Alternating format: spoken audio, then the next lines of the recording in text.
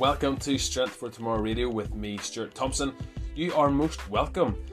If this is your first time listening, you might want to know what you've gotten yourself into. So basically, we've got a gym here in Warrenpoint, County Down, Northern Ireland to be specific. It's called Cross Functional Fitness. We've been here for just over 5 years, and this podcast has been running for nearly a year now. And the reason I started it was not because I wanted to be Joe Rogan or Howard Stern or any of those dudes, but basically I wanted to create another stream of information, another way that people can access quality information, and to build a body of work that will outlast me and potentially the gym, and basically to provide my own clients with more information on the issues that will help them reach their goals. But also for you, for anyone else who is listening, whoever decides to listen and needs help, it's for you as well. So it's about a lot of stuff that I discuss with my clients every week, but also it's lots of stuff that I wish I had more time to discuss in sessions, but unfortunately we're here to train, right? So when you're training, you don't want to listen to me rabbiting on and giving a lecture about nutrition. So there's lots of nutrition take on this podcast, and that's what we're going to talk about today a little bit more. Training's for training. If you want to get outside information, this is a good place to go. There's also like Facebook groups and things like that if you're interested in. I'll put a link in the show notes and you can get involved. So I kind of like breaking down my own philosophy and thinking on training and programming and nutrition, my reasons for my attitude and my approaches to kind of justify them and make them logical to you as a potential client or as a current client, and for anybody else who needs help. So sometimes we'll have guests on. I usually try and get them on about once a month, but we're going through a bit of a dry spell at the minute because everybody's so busy who would like to get on, and as am I, as is the gym. But just it's really good to get an outside perspective, and so that I can learn myself as well and get fresh ideas, fresh knowledge, and just to challenge my thinking as much as anything. So let's get started.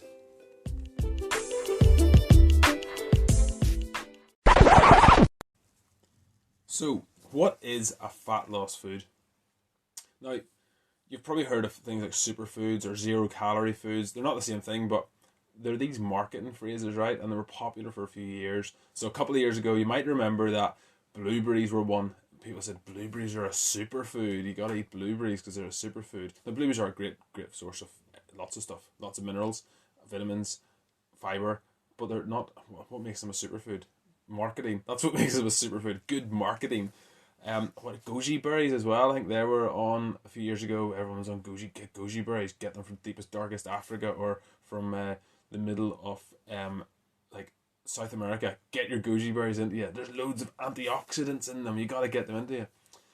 And again, just clever marketing. Worked for a few years. Drove the price up. People paid for it. People thought, this is the key to eternal life. I'm going to get some goji berries and blueberries.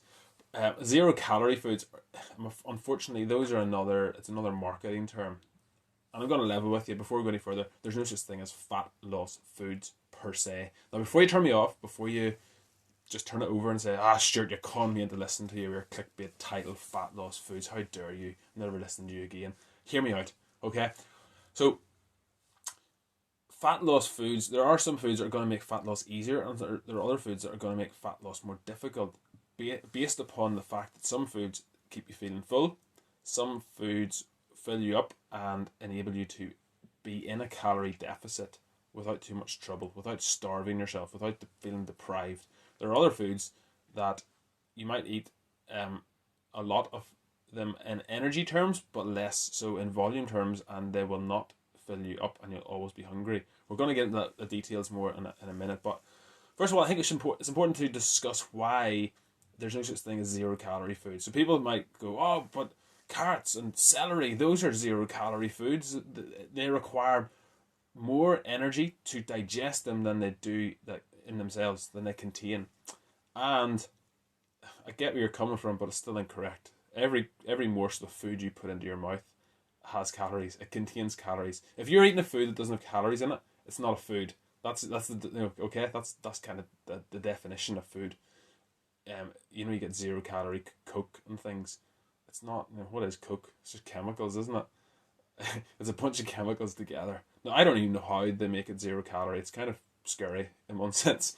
But if weight loss is your main goal and you're morbidly obese, it is probably a clever decision to actually take the 0 calorie soft drink instead of the full fat one, if that is your particular downfall.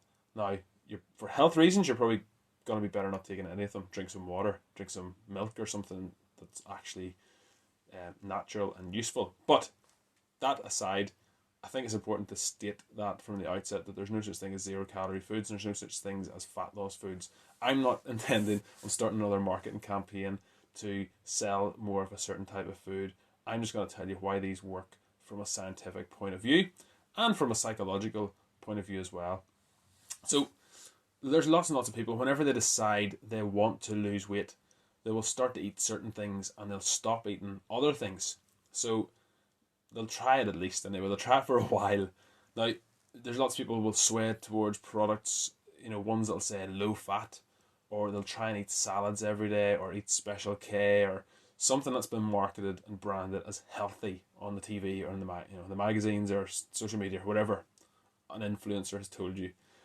Now, if I had a pound for every person who ever told me that they have started eating salads after finding out that I'm a personal trainer, I'm trying to lose a bit of weight here, I'm starting to eat salads for lunch every day, I would probably have about 128 pounds by now gathered up. No joke, loads.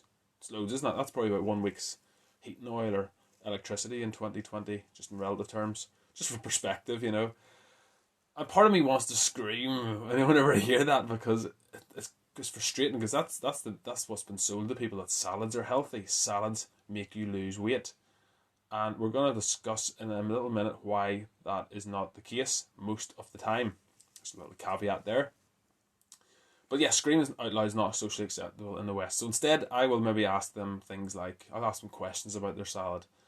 And one of the questions I will ask them is, did you put anything in the salad? Was there much chicken in the salad? Was there meat in the salad? And I want to get into why that is. First up, one way to help you get into a calorie deficit. Well, actually, we'll break down, just for somebody listening who's not clear on what you need to do to be able to lose fat. You need to be in a calorie deficit, okay? So if your body requires, just from doing your daily activities, from getting up in the morning, going to work, driving, eating, sleeping, just respiring, breathing, brain activity, everything, just living. Okay, say you need 2,000 calories per day just to maintain your current size, shape, weight, whatever. You need to make sure that you're consuming less than 2,000 calories per day. Now, that doesn't mean you should eat 800 calories like Michael Mosley, is that the guy? He says he eat 800 calories a day. Yeah, that's not going to lead to eating disorders. That's too low. That's enough for a child, or someone who's very, very, very frail or elderly, who doesn't have much of a frame to start with, who isn't very active, and who's very small and probably quite weak as well. 800 calories is not enough for a man or woman. And your calorie deficit needs to be sensible. So if you require 2,000 calories to be in maintenance, just to maintain where you're at, you probably don't want to be going any lower than 1,500, 1,600 probably. And if you're doing exercise, you're probably going to want to keep it a little closer to that 2,000 mark, but you still want to be in a calorie deficit, okay? So just because you need 2,000 to maintain, and your Fitbit is telling you, oh, you've burnt 500 calories in that session, that doesn't mean you can suddenly bunk up your calories to 2,200, 2,300. Now, this is where it gets a little bit tricky, and it's very individualized and very personal, but this is based upon algorithms. So that's why it's important to track, and that's why it's important to adjust it as you go, not just about what MyFitnessPal or any of those other apps will say. And hopefully I'm speaking your language. Hopefully you know what I'm talking about here. There's a whole episode on fat loss, but I want to get that out of the way. First, you need to be in a calorie deficit to achieve fat loss. Now, there's an easy way to do this and a hard way to do this. If you're only concentrating on eating leafy salads and like really, really low calorie foods, but neglecting to include protein and fiber in those foods, you're going to be hungry all the time. You're going to be angry all the time. You're going to be in such a bad mood. You're going to be a nightmare to live with. And you're probably going to give up pretty soon. And that's what happens, lots of people. So many people, because they've been told that you should eat salads. You want to lose weight, eat salads. Instead of being told you should probably eat some steak. You should probably eat lots and lots of chickens. You should pluck the chickens, cook the chickens, eat the chickens. Sorry if that's too graphic, but you get my drift. we've been missold. We've been sold a lie in mainstream media. Men's health magazine, women's health magazine, almost all of them will focus, and they have done for the last, well, since I was born or before it, focused on eating salads. And I know plant based is a really popular thing right now, and I read a quote the other day. Arnold Schwarzenegger says that he now eats 80% plant based, which is great because I think lots of plants are good. If you can eat lots of veggies, great. There's lots of vitamins, minerals, fiber in lots of vegetables, but plant based is not synonymous with healthy, and plant based is also not synonymous with a calorie deficit. You could be plant based and be in a calorie surplus very very easily. Wheat is plants, corn are plants. There's lots of things that are plants, but you can get your calories excessively high just by eating plants. And you could be in a calorie deficit and be starving, or you could be in a calorie deficit and be so satisfied and so full up. And we're going to get into why that is and what you need to be eating to make the latter happen. So, have you ever? Tell me this applies to you. You've consumed a huge meal for breakfast, a couple of bowls of Cheerios, I don't know, some sort of cereal, and then all of a sudden, 40 minutes later, you're really really hungry, or you've Cheerios for breakfast, right? Hear me out. You have Cheerios for breakfast, you have a salad for lunch, and then you have some sort of a low fat, I know, fat, like what do you call them? Weight Watchers or something like that's own brand meal for dinner. And then 40 minutes later, you're absolutely starving again. You feel so hungry. If this has happened to you, the chances are that you are not selecting the right foods with an appropriate satiety index. Now, without getting too complicated, there's not really a league table. Maybe there is. There's a league table of like satiety. What I want to talk about is the importance of high satiety foods, why you need to be including as many of them into your diet as possible, and what they're going to do for you. And then I'll give you some examples, probably the top four. Is that okay? So why is satiety important? Why is picking high satiety foods important? So if you go into any supermarket, any shop, you're gonna get lots and lots of food to choose from. You're gonna go in, the place is gonna be full, right? And all the things that are in boxes. Anything you get in a packet or a box is probably not a high satiety food. Okay, if you go around the edge, and this blew my mind. This is kind of applies to every supermarket in this country and certainly other countries I've been to. But if you go around the edge of the shop, you've got your fruit, you've got your veg. Okay, it might change a little bit, but most shops have their fruit, their veg, and you go in, and then you go on around. They've got like kind of the bread and stuff like that, and they've got all their meat maybe at the back, and then maybe they've got their dairy stuff down the other side. And yeah, I realise that maybe changes from shop to shop, but it's vast majority of shops, that's the way they're laid out, right? If you think about it, most of the processed things are in the middle in the aisles there. So whenever you go for these processed foods, they're a lot less satiating. They keep you satisfied for a lot less time.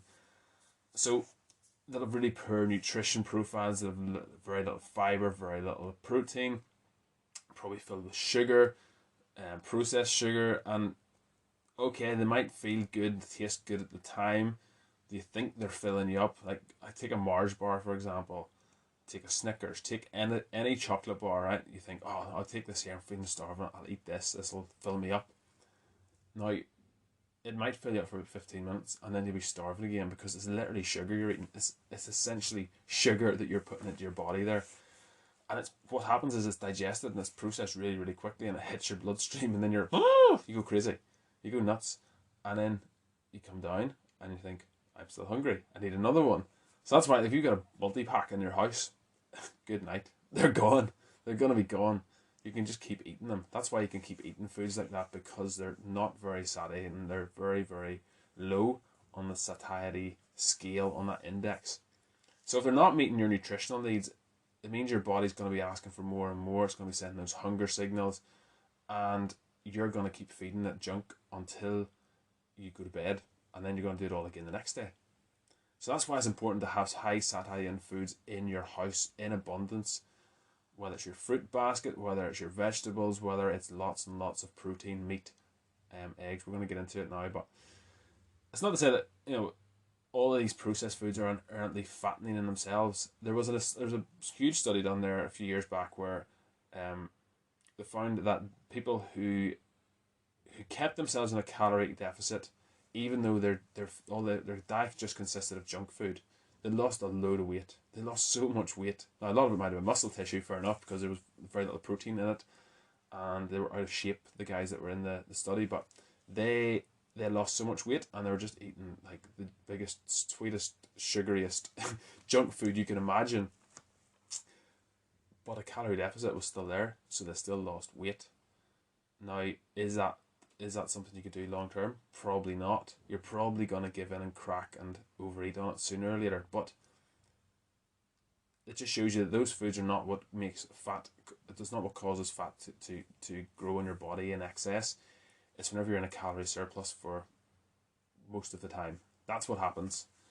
So what happens is it means you just eat more of them, and it's easier to overeat on those types of foods because they don't fill you up, because you can just keep feeding on them, but your energy is going up even though the volume of food you're eating is very, very little.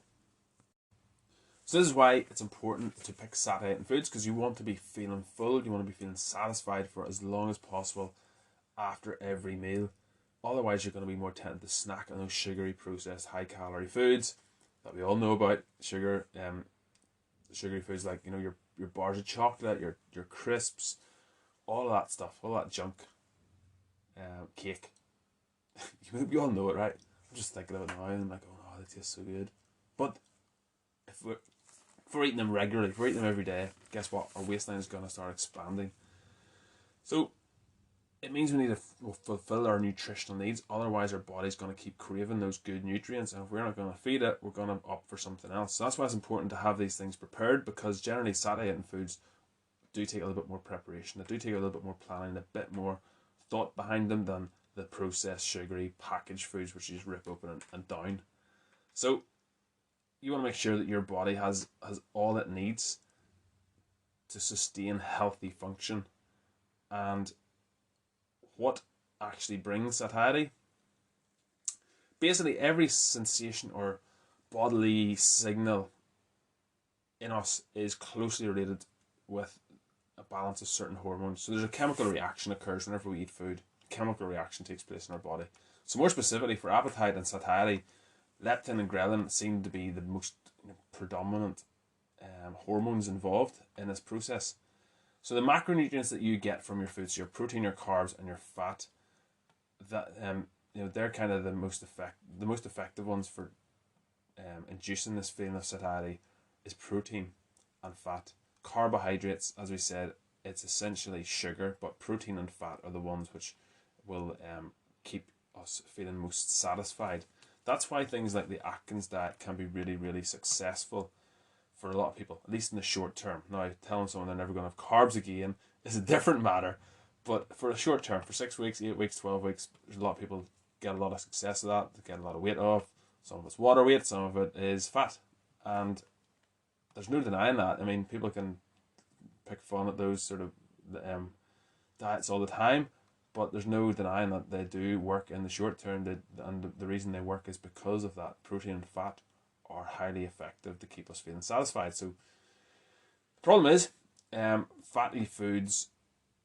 If you take too much of it, you're gonna start increasing your calories, right? So it's trying to rely more on the protein, which is going to fill us up, and a little bit less on the fats because of how the high density of calories that they have per gram.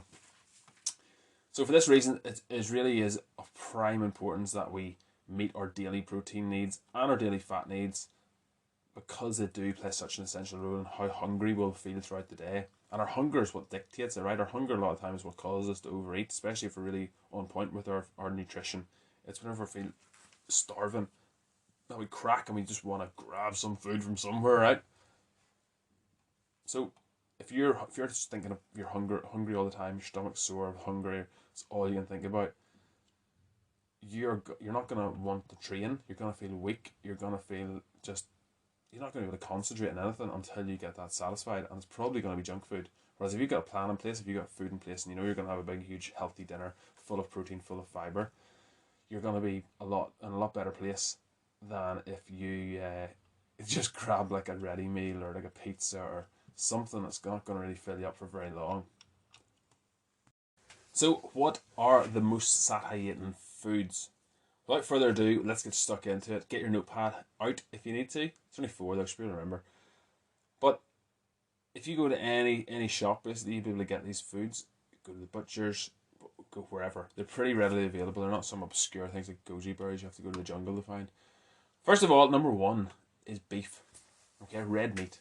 Now, if you read the Daily Mail, if you read any of those newspapers, they're going to tell you how bad red meat is for you and we shouldn't be eating it and blah blah blah. My first bit of advice is don't read newspapers.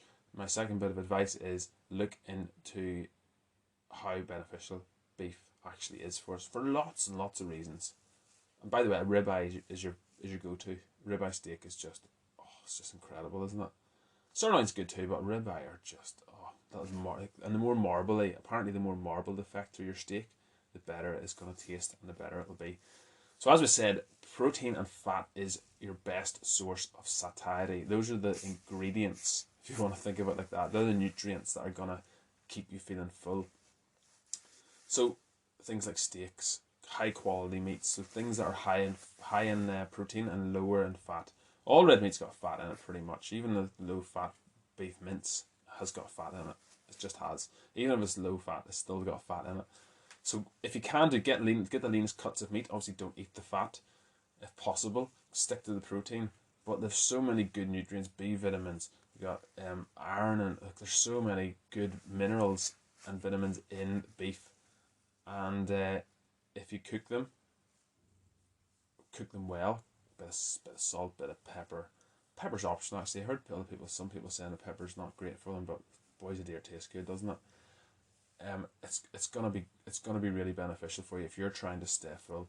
If you're always waking up hungry, and you've had your Cheerios for breakfast or you've had your Cocoa Pops, and it rolls around lunchtime, you're thinking, oh, I'm gonna have my delicious salad now.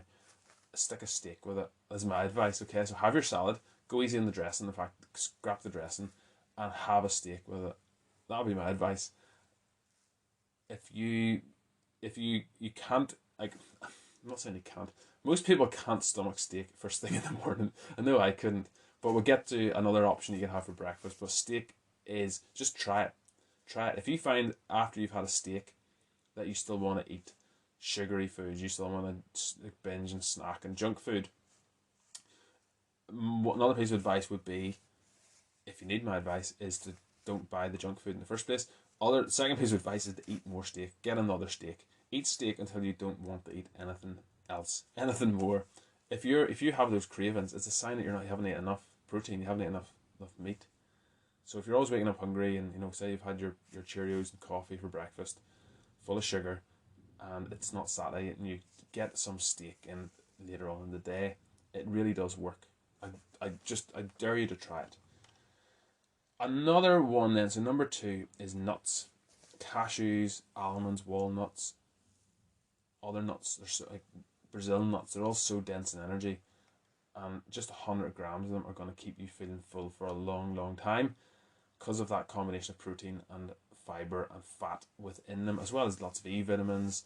You've got lots of other more obscure vitamins, shall we say, and different ones have different qualities of those, so different quantities, and the quality of them will be different as well. But they might not seem like much. It doesn't seem like much energy in them. It doesn't seem like you're not getting much volume of food, but because of all those essential fatty acids you're getting in them, you're gonna be feeling full. It's gonna give you lots of energy without putting on too much weight. Now they are easy to overeat on. Don't get me wrong. So you need to limit your intake of them. I had one client that he said like he didn't really snack on anything else, but because they're so small, he just kept eating bags of nuts. he's like a little robin redbreast just chipping away at nuts, and his weight did actually start to go up, which is crazy. But it's not because they weren't satiating. It's just because he couldn't stop himself. He had a bit, but he probably wasn't eating steak. Put it that way. Number 3, eggs. Eggs are very, very satiating. So if you're trying to establish a good nutrition plan, something that's full of nutrients, good densely nutrient based, and want to keep you going throughout the day, I would suggest eating eggs for breakfast. not porridge, not Cheerios, not Cocoa Pops, not Weetabix. Eggs, just, they cannot be ignored. They're so good for so many reasons. They can be eaten on their own. You could have an omelette. You could have scrambled. You can poach them. You can boil them. You can do anything you want with them. But they're so good for keeping you feeling full for longer. And if they don't do a good job for keeping you feeling full for longer, have a couple more. So if you're having one, you're thinking, I'm still hungry, eat another 4 or 5. Okay, eat more eggs. You're probably not eating enough. I get people telling me all the time. I ask them, what did you have for breakfast? Oh, I had an egg. I'm like, and it's a singular egg? One egg, really? And I'm like, yeah. And I'd be like, what happened? Like, was the shop short of eggs? Did they only have like one 6-pack and you're saving them for the week? Get more eggs into you. There's only 6 or 7 grams of protein per egg. There's about anything between 60, 70, 80 calories per egg. Like, you can't afford to get them jacked up there. And as I said, you can do an omelette, you can do scrambled, you can do them all sorts of varieties. It keeps it interesting. You can put little bits of seasoning in them, you can put herbs in them, you can put spices in them. You can do all sorts to try and make them more interesting if you need to. But yeah, eggs for breakfast. It's pretty much a non-negotiable. Another one then, this isn't really, it's a bit of a jump away from the protein and the fats that we've been talking about already, but potatoes. Potatoes are such a great option for keeping you feeling full. Now, I kind of shunned potatoes for a long time. I didn't really eat that many potatoes. I eat probably more now than I used to, but they do keep you feeling full for sure. Even though they're higher in starchy carbohydrates, and they don't really have protein or fat that much, at least anyway. Nothing worth talking about. They are really satisfying, and they will keep you feeling full. So get a steak, get some potatoes, and they'll keep you feeling full for hours. Really good one. Whatever variety you prefer. West Piper, King George, Queen. I know, there's loads of them, isn't there? So many of them. Eat away at them. And I'm going to give you a bonus one as well. Fish. So, it's very vague, isn't it, fish? But fish in general just have so much protein packed into them. They also have lots and lots of omega-3 fatty acids, and which are essential acids, and you need them. Your body needs them. And there was one 2008 study that's been done, and they found that omega-3 fatty acids could increase the feeling of fullness in people who were overweight or obese. So there's science behind it. There's one study at least behind it.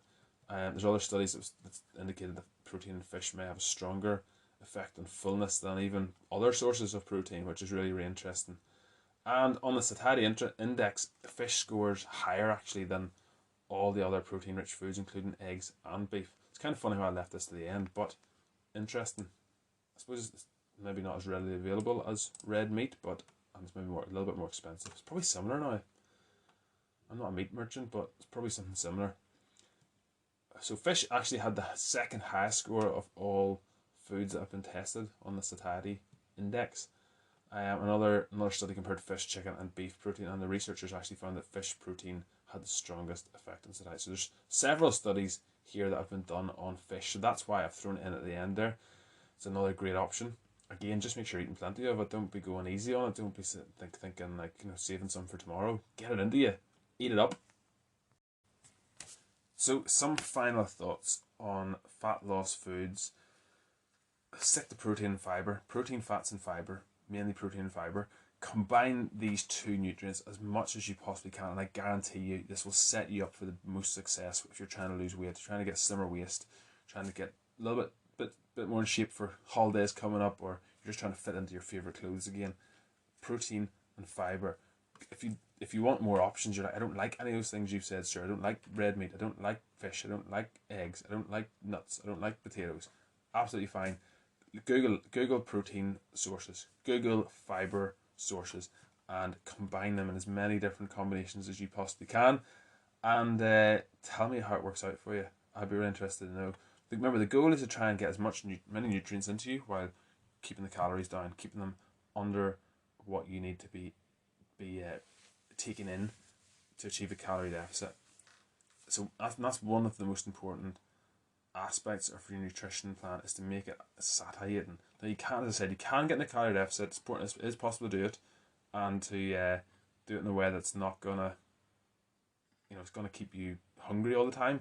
But if you constantly feel hungry, if you're waking up hungry, if you're going to bed hungry and you're starving, you're just not using the correct nutritional plan. And I don't care what anyone tells you. I don't care if it's a Slimming World one, a Weight Watchers one, whether it's a Michael Mosley brand new revamped keto Mediterranean diet. I don't care if that's you. You're doing something wrong. Okay, there's something lacking in your diet. So make sure you try and include those 4 foods in this. If you don't like it, try and substitute them. But remember the principle. That's the most important thing, is the principle: protein, fiber, fats. Okay, and in that order of priority. Increase your protein intake, because another reason you want to keep your protein up, as I'm always saying, is you want to maintain muscle tissue. Okay, so we've all got muscle tissue, men and women.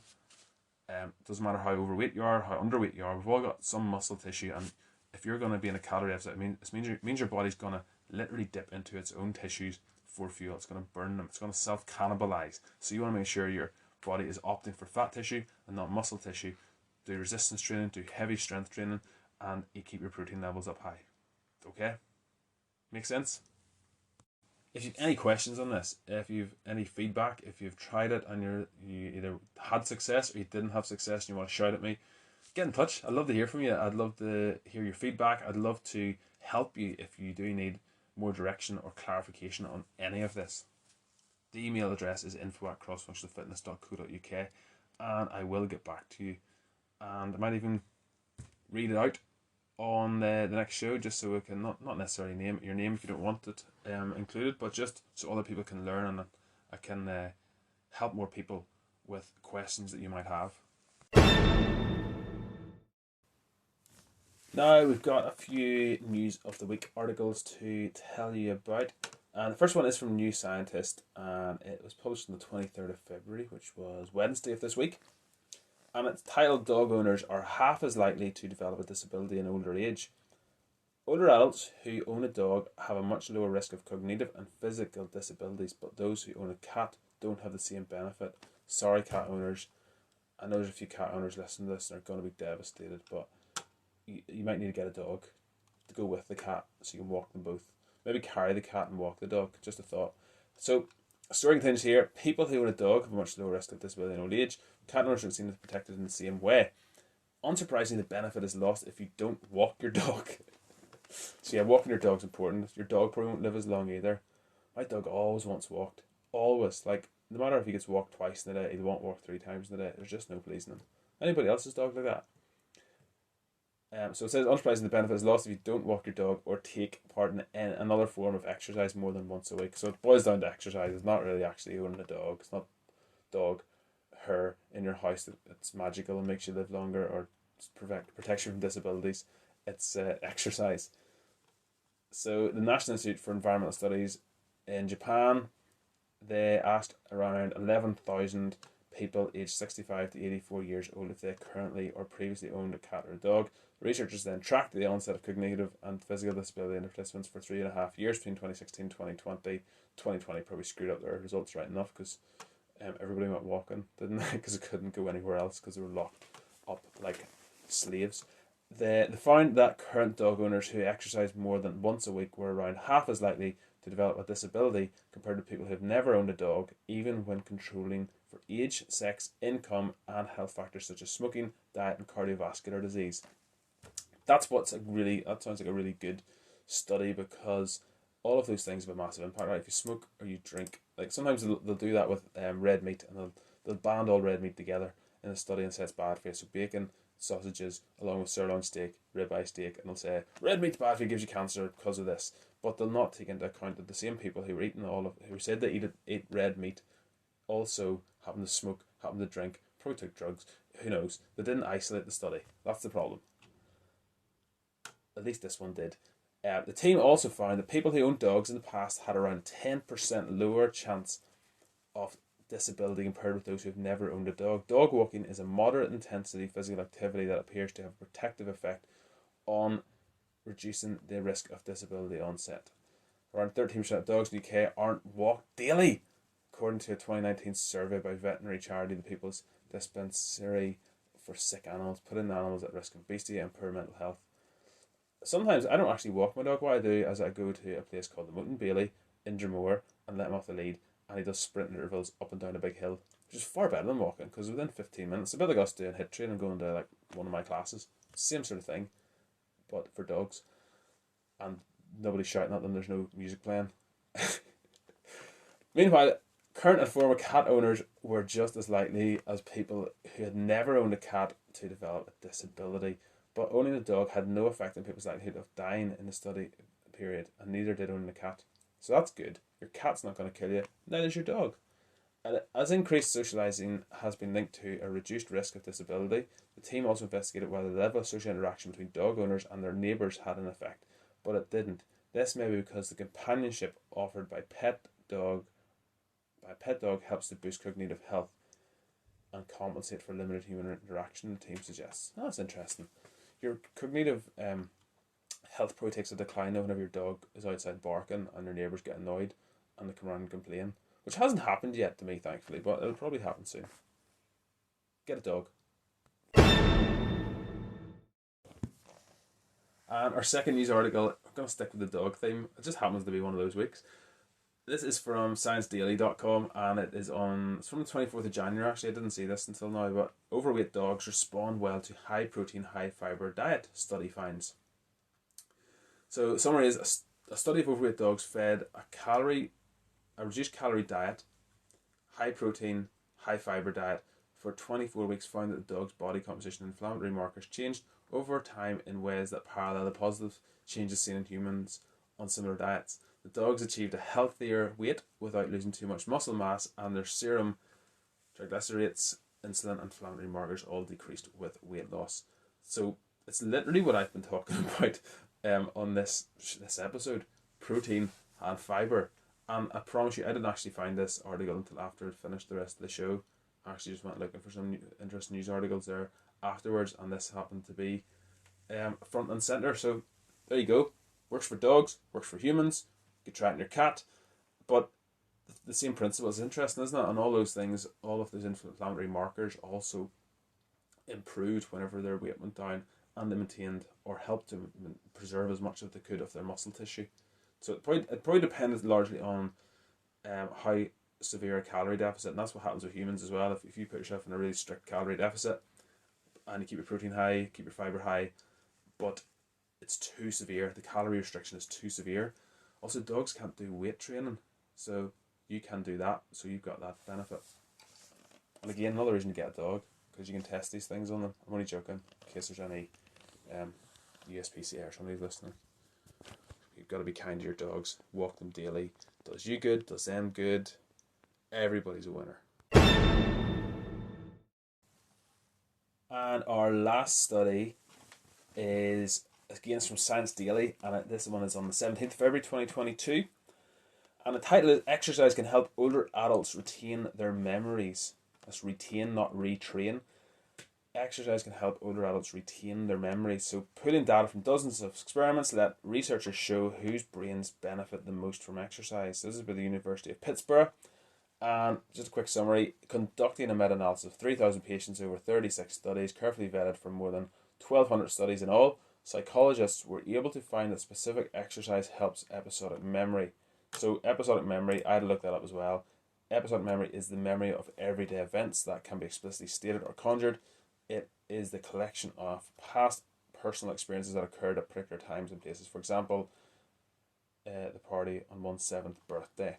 So episodic memory 3 times a week for 4 months with greater improvements among those who age between 55 to 68 years old. So really, really interesting. I'm going to try and get some of the details here if I can. We found that there were greater improvements in memory among those who were aged 55 to 68 compared with those who were 69 to 85 year old. So it appears that intervening earlier is better. The team also found the greatest effects of exercise in those who hadn't yet experienced any cognitive decline, and in studies where participants exercised consistently several times a week. There are still questions left to be answered. The team's analysis couldn't answer how the intensity of exercise affects the memory benefits, and there's still plenty to learn about the mechanism behind the link, but the implications for public health are clear. Exercise is an accessible way older adults can stave off memory declines, benefiting themselves, their caretakers, and the healthcare system. You just need a good pair of walking shoes and you can get out there and move your body. Well, there's also other studies that suggest that you need to maintain muscle mass. So walking's not going to be ideal for that. And you can also keep building muscle into your under old age. So keep doing some strength training, as we talked about last week. But yeah, it's a pretty wide ranging study, and it's interesting that it seems to help you before you notice signs of decline. So if you've got a parent, a grandparent, or yourself, get moving 3 times a week for 4 months, and they've seen improvements. If you're between 55 to 68, now I'm sure it might go up to 70. I'm sure it might go down to 50 or more. But basically, the takeaway is exercise benefits you. It benefits everybody, and the younger you are, I think I tweeted this during the week, but it's like investing. And we did an episode on that as well. If you invest now, you invest in your teens, you invest in your 20s, it stands by you in your 30s, 40s, 50s and beyond. So get moving, get exercising. If you don't like strength training, okay, just do something. Do something. Do something for yourself, do something for your kids, for your grandkids, for your friends. Be around for them. Do what you can to make the most of your life and to improve your quality of life, but also your quantity of life. Nobody wants to have that cognitive decline. I mean, it's so sad to watch. If you see it in relatives, if you see it in aunties and uncles and parents and grandparents, it's so sad to watch. It's so tough for the families, and there's something we can do about it to help stave that off. So why would we not do it? That's my question to you.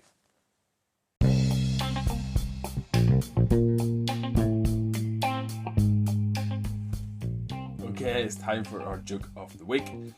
What's going on, Russia and Ukraine and all that heavy stuff. This should give us a little bit of comedy relief. So, I've actually, you might not know this about me, but I've got an irrational fear of speed bumps. Thankfully, I'm slowly getting over it.